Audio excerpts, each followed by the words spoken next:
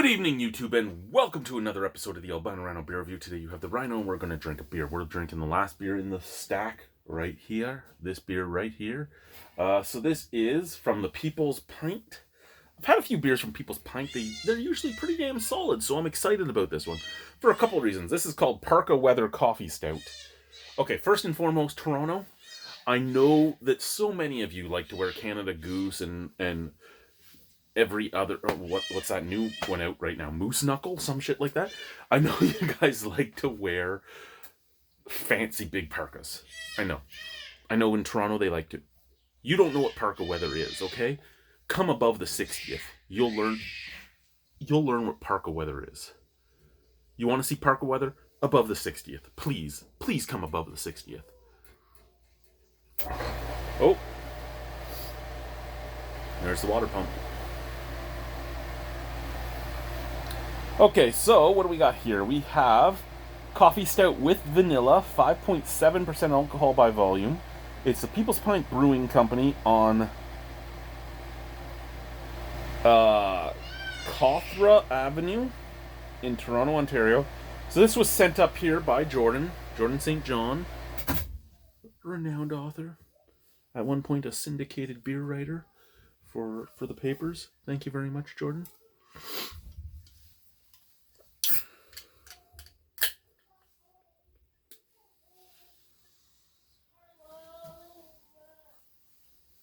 Ontario Craft Beer Guide, Lost Breweries of Toronto. There is a few others. Those ones are just on the tip of my mind because those are the last ones I read. You know, talking about that, I never ended up getting Volume 2. I ordered Volume 2 of the Ontario Craft Beer Guide after I moved up here, and it never arrived. I'm going to have to contact... That's the hot water tank turning on, and the pipe to the outside opening up. So, blacker than the black blood of the earth. Looks beautiful, though. I mean, mocha head, nice dark beer. Now we gotta start talking like this! Yeah! Sent out of the glass. Oh. That's very mochaccino-like. It's coffee, it's vanilla, it's chocolate. It smells great out of the glass. Which means it should smell even better out of the can.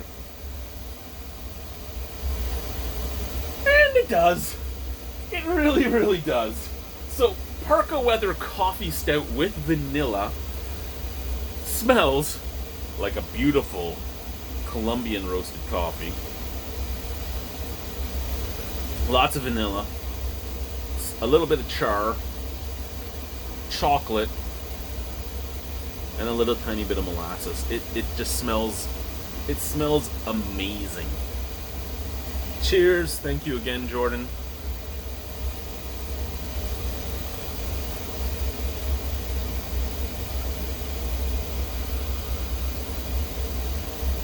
Well, that's not quite what I expected. That's, it's not quite what I expected. That's about the best I can say for it. That is a lot. And I mean a lot of coffee.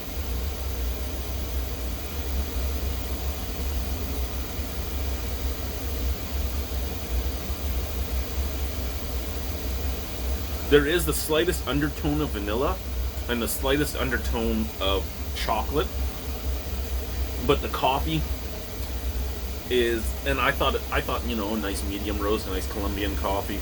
No, it tastes like a dark roast. It has like burnt factors to it, and I mean, I'm not even talking about like charred wood. I'm talking about like a deep dark roasted coffee and a burnt coffee at that as well.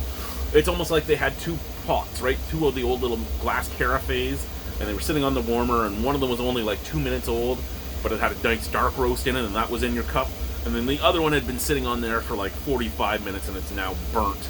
And they never pulled out the grinds or anything, so like more of the bitter droppings have been going in, because, you know, some people do that, right? They make their coffee and then they leave the grinds in there, and the grinds just slowly drip out, and every drip is a little more bitter as they're just dripping at the end. Um, yeah, it has that, right? It has the just burnt old coffee and the super succulent dark roasted coffee together. Undertones of chocolate, undertones of vanilla, and a front tone of some molasses. All in all, though, it's a little overpowering coffee. However, 5.7% alcohol. You could drink this a bunch. There is no real warming, which is unfortunate because it's Parka weather, right? It's Parka weather. This should be warming. In all honesty, this should probably be like an 8 or a 9% alcohol beer because you want it to be warming at the same time, and that would make it a perfect beer for Parka weather. Right now, it's a perfect beer for I'm standing in the room with my fucking furnace, breathing in all the oil. Yeah, this isn't the South, man. This isn't electric heat or anything like that. This isn't natural gas. This is oil, straight up oil. A big old oil tank, a 2,000-liter oil tank filled with oil, doing everything. And oil burners are the weirdest thing ever. Like, you look at this stuff, right? And hey, look, it's a hot water tank. You know what a hot water tank looks like. Everybody knows what a hot water tank looks a lot different when there's an oil burner on the front of it. Same with a furnace. Like, I've seen hundreds of furnaces in my life. I've never seen that. I had a propane furnace in Brayside. The propane furnace was basically just like a natural gas furnace. Oil furnaces, very different. Very different. Back to the beer.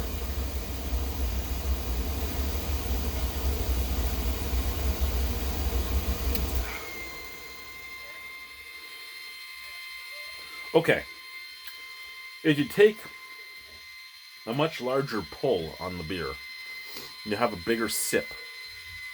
That's taking forever to close. There we go. And you take a bigger sip, you do get more of the vanilla.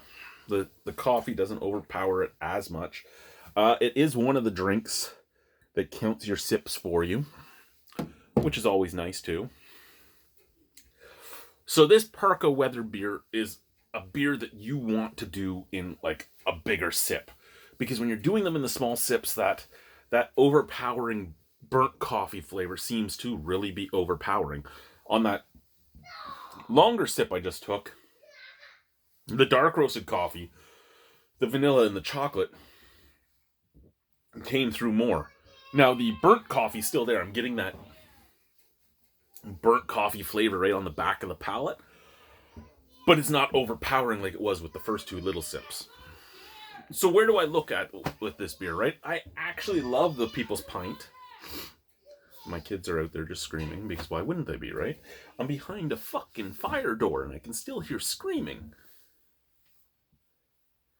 I need it to not be like negative 48 outside so I can start doing some stuff outside. Go sit in my sea canister with my vehicles and do beer reviews in there with some lights, bring some flashlights out. I don't even know where my flashlights went. I usually have like 3 flashlights in here on the metal stuff in here, and they're all gone. That's a piss off. Anyway, out of 10 on this beer. I don't think it's stout strut worthy. It's a very good stout. But the burnt coffee flavor is a little overpowering for me, so it's not a 9 and up out of 10 range. Would I pay for this if I was in the South? If I was sitting at a bar and this was on tap, would I buy it? Possibly, mattering what it's up against. If I saw it at a bottle shop, would I buy it? Again, possibly, mattering what's there. So that means it's at least a 7 if I would buy it again, but I'm saying possibly, so maybe in the... there's a little left in the can. Let's do one more sip. One more sip, decide the beer's fate.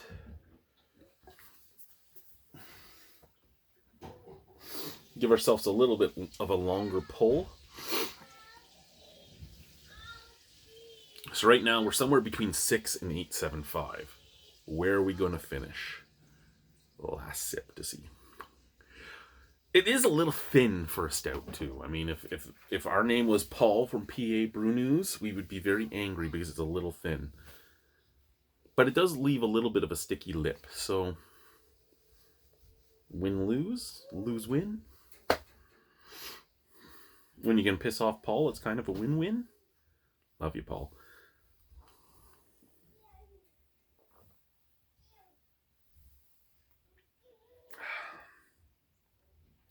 Okay, you know what? As long as you're doing longer pulls, I really like this beer, so I'm going to give it an 8 out of 10. I can't just sip on it though, because when you sip on it again, the burnt coffee flavor overpowers. When you do a longer pull, it's a lot more rounded out. And you get both the burnt coffee, you get the dark roast, you get the chocolate, you get the vanilla, you get the molasses, you get it all. But when you do the short little sips, it seems like it's just the burnt coffee for me. So I can't love it like that. 8 out of 10 though. Thank you guys. Bye-bye. Thank you, Jordan.